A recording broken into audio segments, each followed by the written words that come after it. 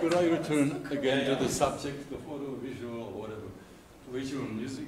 I think you are working with the genre of drama. It's a dramatic genre now.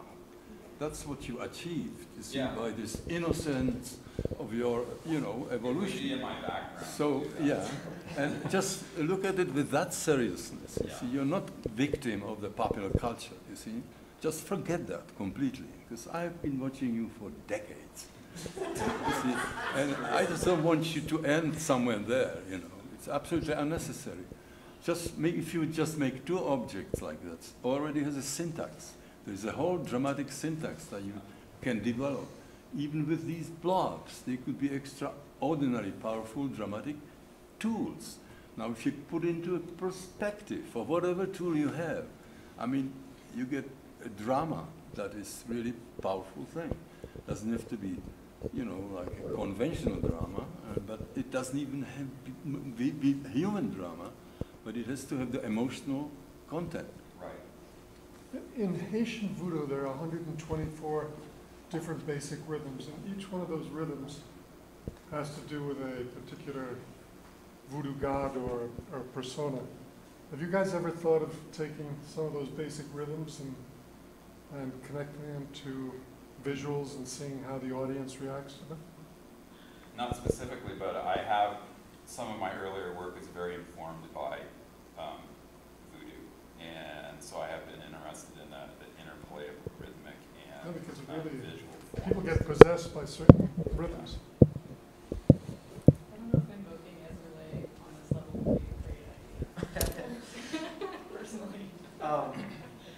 It's related and separate. It comes back to the idea of NoiseFold again and what it means. And this is probably more in my background than specifically in David's background. But one of my early loves in terms of just craft and design was origami, and I got involved in doing really complicated origami forms.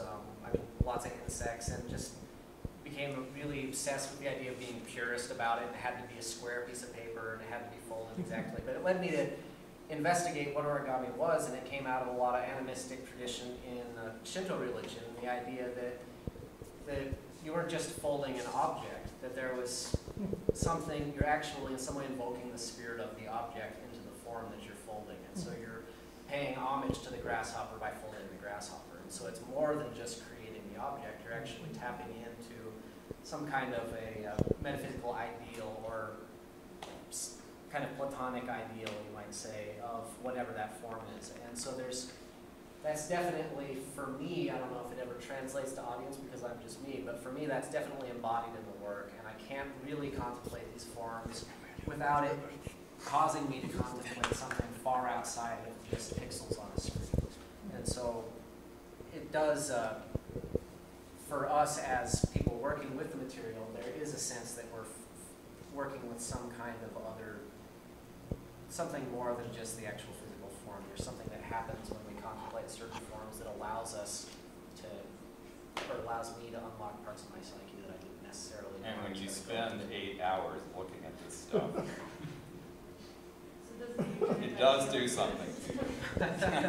So I think this is almost a perfect complement, is that in the era of streamlined design and the Industrial Revolution and all the things that are happening, we were having imposed on our group psyche, our collective consciousness, all the forms and materials of industry, mass production, streamlining, lots of these sorts of things. Now it feels like we're coming back to this moment where people are interested again. I was involved in the early artificial life movement back in the late 80s, even earlier, and there was this return to animism almost. There was this awareness that science and technology and computers could appeal, and biomimicry and bio-inspired computing, all that has come around again. It's an interesting complement to what I think was happening, and still is happening, what was happening. You really outlined well in your work. Can you describe the books you have up here, and as we break up, everybody may want to come up and I just brought in some of the books that I'm using as sources for my new research project, so if you're interested in who's writing and saying what about genetic architecture or emergence or morphogenesis in the architecture and design community, these are some great examples. So if I were to stick around, and if there is going to be a library, these would be great additions to the library, but as they are, they're my library, and I need to read them all still, and I'm taking them home with me in about 30 minutes or whatever. So help yourself to look at them, so. Yeah, so as we break up, we won't have to rush everybody out right away, but we'll have more small conversations, I'm sure. Thank you all for coming. Thank you for speakers.